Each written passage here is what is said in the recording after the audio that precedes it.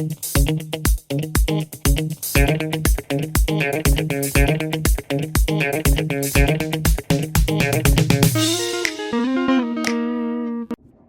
there, it's me again.